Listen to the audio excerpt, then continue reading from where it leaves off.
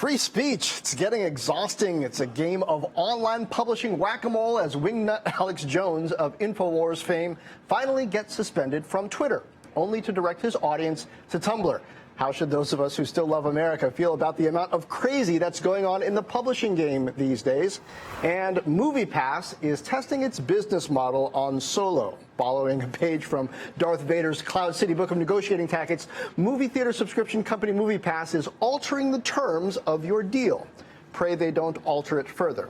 And skinny bundles are the new skinny jeans. They're everywhere. In further evidence of a trend I like to call the great rebundling, digital distributors and content companies are hooking up faster than you can say, ban Alex Jones. The latest swipe right on each other. Verizon doing a deal for free Apple Music for 6 months. Samsung doing a deal to preload Spotify on all its devices. And last but not least, for the Fortt Knox one-on-one this week, I've got Dinesh Paliwal, the CEO of Harman International, the high-end audio company Samsung bought for $8 billion last year. He's talking straight about the future of music formats and the right way to play business hardball with China. Welcome to Fortt Knox, rich ideas and powerful people. I am John Fortt at the NASDAQ market site in New York's Times Square. Joining me on the show today to break down the headlines, I've got Ed Lee of the New York Times. Always good to have you, Ed. Dan McComas, CEO of IMSI, RIP, and former Senior Vice President of Product at Reddit. And joining me a bit later, Brent Lang, the Senior Film Editor at Variety, and Sherry Hu, columnist at Billboard. All the best people. I only get the best people. Guys, welcome.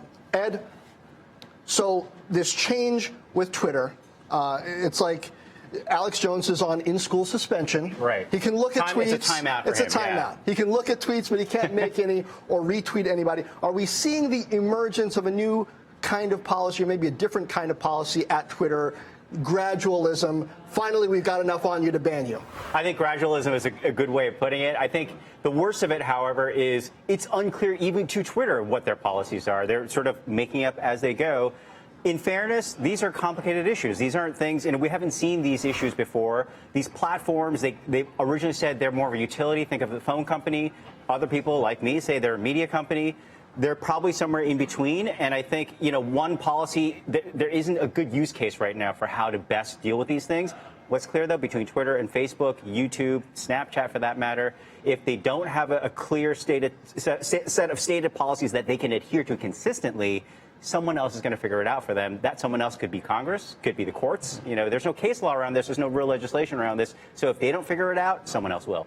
Dan McComas, you are familiar with these kinds of issues, having dealt with the Reddit community, which can be quite rowdy. For those who aren't familiar with Alex Jones, perhaps you're not a regular InfoWars viewer. Top ridiculous false assertions from him include that 9/11 was an inside job from the government, that Pizzagate debacle, which I won't detail here, and that the Sandy Hook massacre was an act. Disgusting stuff. Dan, you think, though, that platforms, including Twitter, just aren't savable, that all these policy changes are more Band-Aids. Why do you think that? Yeah, I mean, ultimately, I think these problems were created when the companies were founded. And I think that this is a problem with Silicon Valley investing and with the founders who start these companies whose only goal is to grow the platforms and to gain a network effect. And it's understandable, having done IMSI myself and it not worked out, that is the single biggest challenge of doing a social-based startup, is getting enough people to make it active. These companies didn't build in the culture of values into their company, and the platform and the communities that exist on the platforms largely reflect the companies that are built. And these cultures have grown so huge and taken on such an entrenched culture that I really don't believe that it's possible to go back and change that. This is many, many years in the development. And can you fix some of it? Sure. Can you hide bad stuff? Sure. Can you change a culture of hundreds of millions of people? I'm skeptical. And I also don't see the commitment from all the levels of leaderships from any of the major social platforms to make this happen. It's a very expensive, it's a very controversial approach that they all need to take. Is it an issue of a culture of the network, meaning the people who are on it, versus a culture of the company? I mean, if the company changes its culture in terms of their policies and how they enact them, couldn't that ultimately affect the network that's on them? Absolutely, right? And I think what people don't realize is that the two things go hand in hand. I know this from Reddit, I know this from other companies, is that the communities that you build largely reflect the company that you have built. And as you've seen over the past few days, Twitter employees from various levels of practitioners to leadership are speaking out in favor or against these kind of things. It's clear that the company is not on the same page, and you can't expect the people enforcing the policies to even know what to do. This is a problem that potentially could be fixed now, but this is a problem that started 10 or whatever years ago. And this is the same problem that exists at all the companies. Now, we just got a comment in from Not a White Hat saying they're banning everyone. They need to stop. No one cares. Stop censorship. It's not just him. First of all, no, they're not banning everyone. I'm still on Twitter. Lots of people still. The president's still on Twitter. Lots of they need to. No one cares. Lots of people care. Here's my concern, Dan and Ed. Ed, I'll direct this to you. There's no accounting for taste. Yeah, right? Facebook exists, Twitter exists, Reddit exists, on down the line. There are lots of people on them. They have momentum. People are still watching Keeping Up with the Kardashians.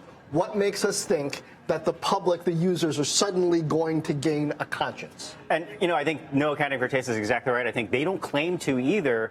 We're talking about who's going to make these decisions, whether it's the company or it's Congress or the courts. Right now, what's actually happening, the dynamic that I'm seeing, is that in as much as Twitter and Facebook are saying we're an open platform for all ideas, what's really happening is that they're kowtowing to the extreme right that's also been propped up by a lot of the members of the GOP. They'll put up like Diamond and Silk as an example of why you're trying to ban these people. It's a fair free speech issue. They're a great poster child for the GOP for things like InfoWars or others sort of hide behind. And I think what's the problem right now is that they're setting the agenda, rightly or wrongly. I don't know that Twitter or Facebook, et cetera, are really seeing the power dynamics in play in D.C. They're still new to D.C. They're still new to lobbying. And I think they're getting taken to the cleaners on the policy front. Got another comment in from Global Angst. Give people more credit. People are smarter than you think. Okay. Dan McComas, you at Reddit dealt with the public quite a bit and some of the interesting subreddits that would pop up and the way that the board of Reddit dealt or didn't deal with these issues. Okay, realistically, these platforms are going to be around for quite a while. They're multi-billion-dollar companies, even on the small end. So how do you begin to tackle this if they're not going to change wholesale because they weren't built that way? Look, I think this ultimately comes down to values. And I know it's really kind of alluring to look at Alex Jones and whatever acute example is popping up this week. But, really what we're talking about is values. And does anybody really understand the values of Facebook, Reddit, Twitter, Discord, whatever the big platform is? And I don't understand their values. I don't believe that they understand their values. If they communicate their values clearly to their users and to the public, they can own the decisions that they're making. But changing week by week based on whatever PR crisis is popping up is never going to change anything. And users can't decide whether they're going to use the platform or not. So the first thing I would like to see done is for the leaders of this company, Jack Dorsey in particular right now, to gain a grasp on what his values are and to communicate those values clearly, understanding that values can change along with time. But I don't believe that his values are changing because the world's changing. I believe his values may be changing because of the PR crisis that's put on him. The boards only care about profit and growth. The boards don't go in and ask, how's the health of your community going right now? They don't care. None of them care. What they care about is, why am I in the news for this PR debacle, and what are you going to do about it? How's it affecting user growth? And I just don't think that the dynamics between the incentives for growing the business match up with culture dynamics fundamentally.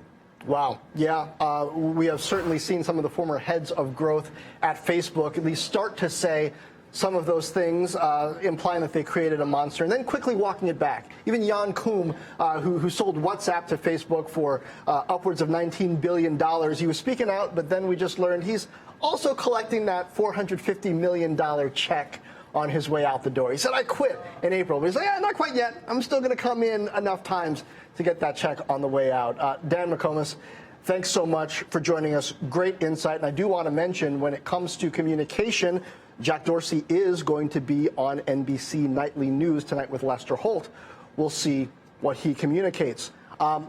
Joining us now, moving on to talk about MoviePass, Brent Lang is a senior film and media editor at Variety. And MoviePass, frequent viewers of Fortt Knox will recall, was on this program just a few weeks ago. Ed Lee was sitting right here with me, and we had the CEO of AMC as well. And it was kind of like the battle of the movie theater subscription models. And MoviePass, man, he was saying, absolutely, we are in this for the long haul.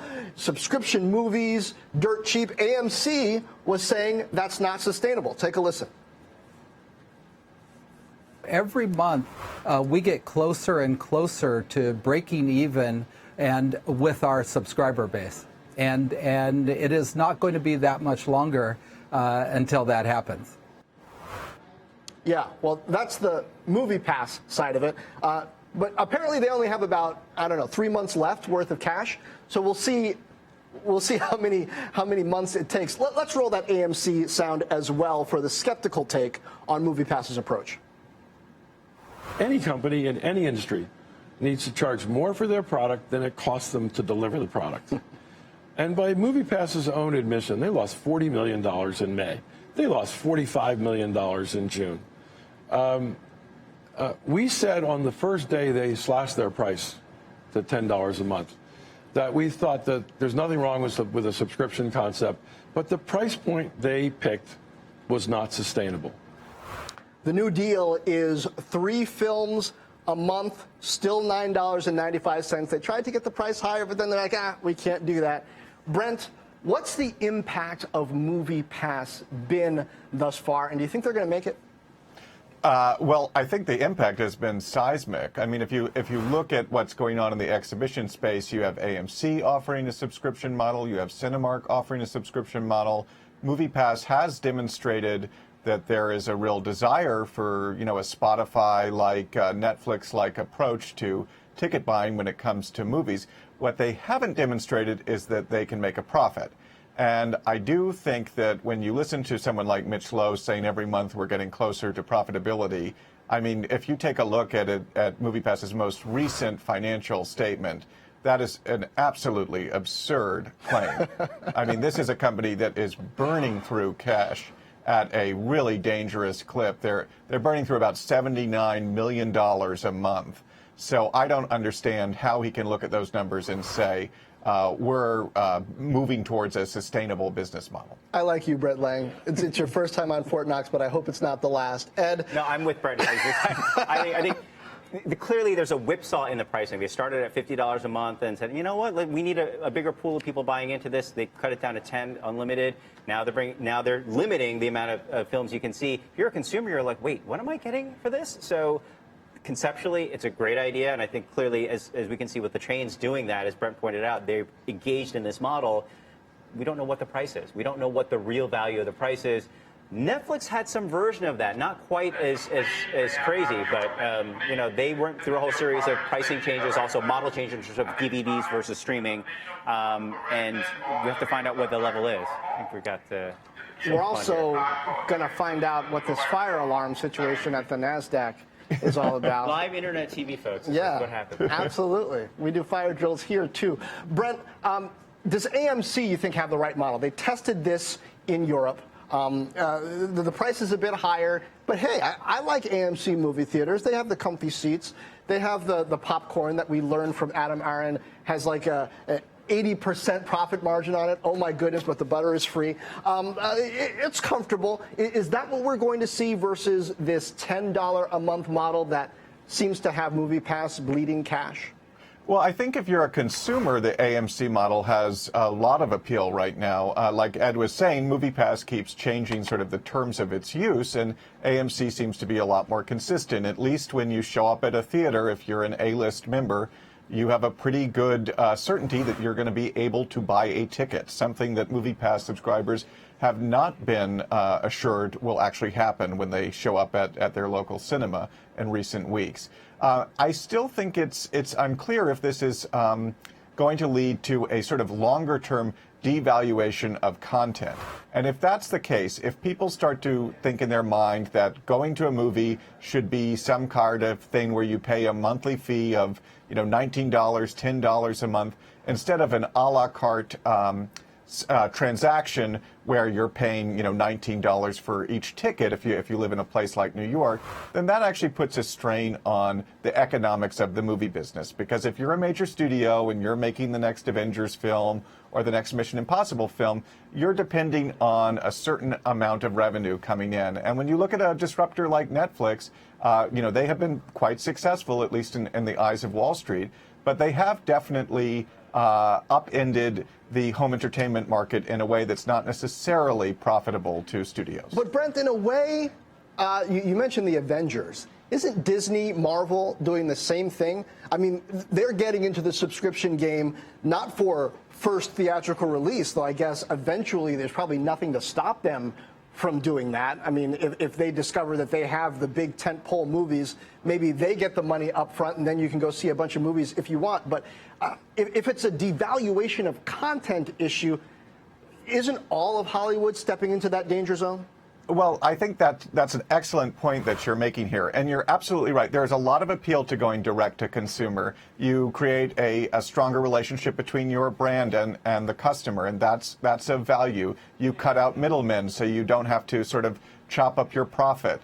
But there's also some disadvantages. And I think the question is, are companies like Disney and CBS and others that are kind of going this direct-to-consumer route, are they doing it because they're really, really excited about streaming service, or are they doing it because they're really, really scared about what the future holds for them? Is there a difference, Ed? I mean, between excited and scared? I think there's actually a big difference. I think my whole journalism career has been this combination of being excited and scared. Right? Yeah. No, that's how we thrive. There has been a longstanding economics to the TV business, to the content business in Hollywood, which is you syndicate your risk. In other words, you have studios on one side and then you have distributors on the other, whether they're for movie theaters or their television. In other words, it's like if Disney is going to start cordoning off its content, whether it's the Avengers films or smaller films that you can only see in sort of ultimately a syndication window on their streaming service, they lose out on all the potential money that they would have gotten from an HBO or cable networks or other streaming services for that matter. And I think in order to make that work, you need to spend a lot more or charge a lot more to the consumer if you're going to make that up. The economics of Netflix are still in doubt. Like they're losing on a cash basis every quarter, even though they're claiming a profit. So if they're at the extreme margin of how that business works, when Disney enters the fray, I'm really curious to see how they make the economics of that work. And I think that's what we're seeing going on. Brent, last word to you. Are you a subscriber to any or either of these two movie theater subscription services, and do you think most of us will be in 5 years?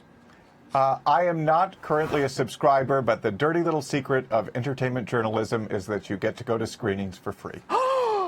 No way! You let it out of the bag. Oh Brent. my goodness! It's like you're not supposed to tell people. But you're still paying for popcorn, Brent Lang. Yes, this is true. It was a pleasure. Please come back, Brent Lang. Thanks for having me. From Variety. And we're going to move on. This is Fortt Knox. We are talking about a number of things. We're moving on to talking about the music game. Again, Billboard tech columnist Sherry Hu joins us, and it seems like all of a sudden there are all these mashups. You've got Apple and Verizon. Verizon offering 6 months of Apple Music. By the way, you don't have to have an iPhone. You can get it on Android as well. And we just had this announcement from Samsung last week when they announced the Galaxy Note 9 and some other stuff. They also announced, well, now Spotify is the default music service across Samsung's platform.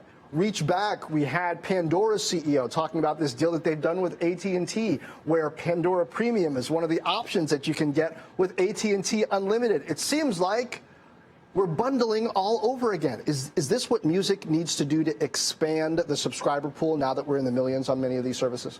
Yeah, that's a really interesting question, and I'm thinking back to a comment that I saw David Bowie make actually in the early 2000s. He made a very early prediction that we're going to pay for music the way that we pay for utilities. Like it's going to be part of our phone bill. It's almost like how we pay for even like hot water every month. And we're seeing that becoming more and more of a reality with these streaming bundles. And especially thinking about Spotify, for instance, one of their biggest challenges and priorities, I think, is expanding into more international markets, particularly thinking about Asia, Africa, and Latin America. All of which, in all of which, the music consumption trend is directly tied to telecom, I think, to telecom providers and to phone usage. And also the dominant, interestingly, for companies like Spotify, the dominant paradigm there for streaming is free. People aren't paying for music. And so I think there the bundling is especially important. And it starts off as an option. Right. But it seems like you eventually gotta pay. They That make works. you get, I mean, full disclosure, CNBC is part of NBC Universal, which is owned by Comcast, which is one of the chief offenders when it comes to making people get stuff that they don't necessarily want. Just telling it like it is. They got the bundle, right? But it's not just Comcast. Every pay TV provider has sort of engaged in the system. I guess what I'm curious about is the way you think, for music in particular versus, say, video, it's not uncommon for a household to have a Hulu subscription and a Netflix subscription and maybe HBO as well. With music, you don't need Spotify and Apple Music at the same time, right? They're effectively got the same catalog of stuff. So it is just a battle for market share. Isn't that largely the fight for Spotify? For sure, yeah. And the fact that Spotify doesn't have the benefit of other revenue streams at the moment, the way that Apple is like selling devices, or thinking of Amazon as well, an increasingly powerful competitor. They have so many revenue streams from Amazon Prime to smart speakers and others. So, but Jerry, isn't this a way around that? If, say, Spotify is popular enough on Samsung's platform, couldn't they start to command some revenue from Samsung so that even if I'm an Apple Music subscriber, but I've got some Samsung devices, maybe Spotify's getting a piece of that action anyway, and I end up using them by default because, you know, I've got my Samsung Galaxy, what are they calling the speaker? The Galaxy... Yeah, there's so many speakers. Yeah, so many speakers now. now. One is, yeah. It's a Galaxy box of some sort. Couldn't they, isn't this a potential answer for them to the zero-sum market share game? Yes, absolutely. And actually, I think it was The Verge that has been breaking all these interesting tests and surveys that Spotify has been giving to users in terms of how likely they're willing to pay for certain types of bundles. And one of them, actually in a survey, Spotify was asking, what's your likelihood of paying for music bundled with a mobile-only data plan? So like not even any calls, just unlimited mobile data. So they're already considering that. I don't know if they would do that in-house. That'd be a really interesting move from a business side for them. But yeah, they're definitely looking to get a chunk of telecom revenue as well. Scott A. Rogers has a question, and Sherry, you're the resident music expert here among the three of us, so you are most likely to have the answer. Interesting. He says, Google Music does not seem to have any market penetration. How can they be doing so poorly with all the Android devices out there? But I guess you've also got to throw YouTube into this mix since it's part of Google, and YouTube does a huge business in music overall. Absolutely. Yeah, a lot of people, especially on the music industry side, even though YouTube isn't focused on music, I think the vast majority of music consumption in terms of views and listens does happen on YouTube. I think compared to services like Spotify and Apple Music, it does have more penetration, I think, in these markets in Asia and Africa that like the Spotifys of the world are trying to get into. Because it's free? Yeah, I think that's a huge reason because it is free. And even thinking about the paid versions like Google Music, YouTube Music, that they're not necessarily getting much penetration, but like Amazon and Apple, I'm pretty sure with Google Home, you can get a bundle with YouTube Music as an option. So that's definitely a huge driver for new subscriptions for them. I feel like these devices, these deals that they're working out with the telecom providers or whether it's with a speaker, they're become the Trojan horse to the music service, right? It's like if I get them into this speaker or they're already on Verizon or AT&T, whatever the service might be, if Spotify or YouTube Music or whatever it is bundled into that, like they'll just be hooked to that one. They don't need to go elsewhere. I feel like that seems to be the strategy. Exactly, Yeah. Especially with just thinking about music consumption habits through smart speakers. Some of it is lean in, but I feel like even more of it is lean back. It's like you're thinking with an Amazon Echo, for instance, one of the most popular music commands is tied to mood and activity. Like you hear play music for dinner, play music for cooking. And so in that instance, I feel like the service doesn't necessarily matter as much. It's all about creating a sort of ambiance. So maybe the competition is more about who can sort of create that best ambiance or deliver the best content. But what happens to like corporate warfare when everybody's got a Trojan horse, right? It seems like the speaker is a Trojan horse. Come on, where's the fight? Where's the battle? We want to see what right? this It's looks like if yeah. everybody's sending everybody gift horses with warriors inside. I mean, does it work? And this is boiling down actually to a serious question, Ed. In that, are we eventually going to get into a situation where the full nasty bundle gets reborn? It's no longer a skinny bundle. It's, Ed, you have to have this music service, and by the way, it's going to cost you at least another $5 a month. And you've said this, I know you said this before, it's another cord, right? It just comes in a different package of stuff. I mean, we should think about, the limits in terms of household. If whatever household is willing to spend ultimately on all its entertainment, if you've got a Netflix, a Hulu, an HBO, a Spotify subscription, all of a sudden you're with a broadband, you're running to like near $200, which is just a cable bill that you were trying to cut in the first place, right? So I think there is a limit to how many services a household is willing to pay for, including MoviePass, including Spotify, whatever it might be. It's just going to come down to a choice. So it will definitely be a battle. Right now, it's a marketing battle for how can I get my thing on first that people can sample to start with, and then eventually, yes, you'll be forced to pay. It's going to be a limit. There's going to be 4 or 5, maybe 6 services that a household is willing to pay for, and it's a fight to see which one of the slots you get as an entertainment service. So, Sherry, last word. I'm going to ask you for a little bit of a prediction here. Not like a hard prediction, but a directional prediction. What's it going to take to win in this music streaming game? Is it going to be more on the best partnerships? Is it going to be the best interface? Is it just going to be that raw heft of an Apple or a Google, the fact that they started out with this huge head start in subscribers that's going to push them over the top? Yeah, that's a good question. I think user interface will still play a big part of it, given that I think that is Spotify's biggest selling point, and that's because there's so many other services that came before it that have died, I think because the user interface wasn't as good as theirs when they first came out. But then thinking about this conversation about bundles and how like Spotify and Pandora are investing more and more in podcasts, like they're not just music services anymore, they're full-on audio services. Thinking about how Apple is reportedly actually considering a bundle of music, original TV and video, and news. They just acquired like a news aggregator service, as someone called the Netflix for magazines. So it's sort of like a holistic Netflix for all of media offering that Apple is thinking about. And so I think one thing that services will have to start investing more in is a really good user interface that combines all of these media formats in some way. Because thinking about how Spotify is investing in podcasts, for instance, there are a lot of great podcasts on Spotify, but at least me personally, the brand association that I have with Spotify is still very much focused on music. So, like, how do you change the interface? How do you change the recommendations, maybe, to recommend podcasts alongside music? That's a really interesting space that I think we've only really scratched the surface on. Sherry, thanks for being with us. Yeah, thank you. And speaking of great podcasts on Spotify, Fortt Knox podcast is on Spotify, and as part of the podcast this week, I sat down with Dinesh Paliwal. He is the CEO of Harman International. What's that? Well, if you've ever had JBL speakers, Mark Levinson, and that includes an Lexus or in a Toyota, they've got a bunch of different brands. Samsung bought them for $8 billion. That deal closed last year. So he's very much in the game when it comes to this music stuff, when it comes to streaming. And I asked him, where are we going to be in, say, 3 to 5 years? What's the primary content going to be that we're listening to? Is it going to be streaming? Is it going to be some physical medium again? What? Here's part of our conversation. I think choices are growing. Right now, to consume high-quality sound, high-quality podcast, television news, I have to pick places. Your car was not a suitable place. Neither it was providing me. I was not able to enable. So I would say in 5 years or even earlier, you will be able to consume high-quality books, broadcast, news for your preference.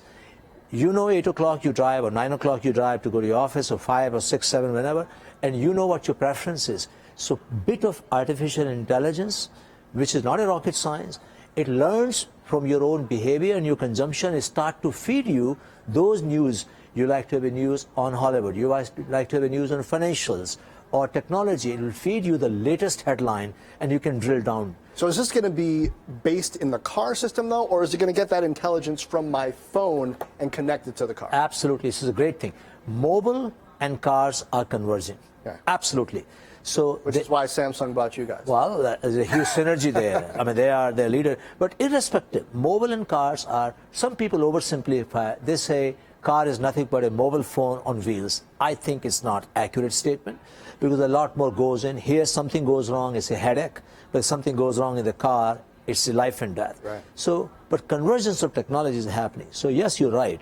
Your phones are enabling, they're actually a supercomputer in a simple device of Galaxy or iPhone. We have a lot more compute power than we had 10 years ago.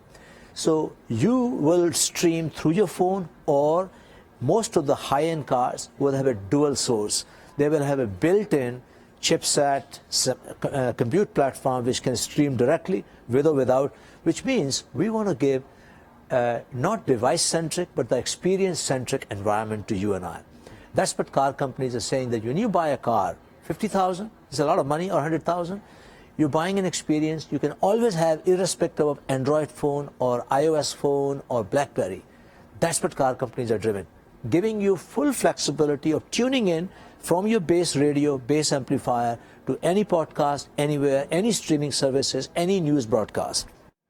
That's a taste. Podcast listeners, keep listening for the full thing. Sherry Hu, Ed Lee, thanks for hanging with me for the whole program. Great to have you here. Things keep changing in media, interesting space. Stick with us here at Fort Knox, and we will bring you the latest insights in how to navigate all of this. Thanks for being with us. I'll see you next time.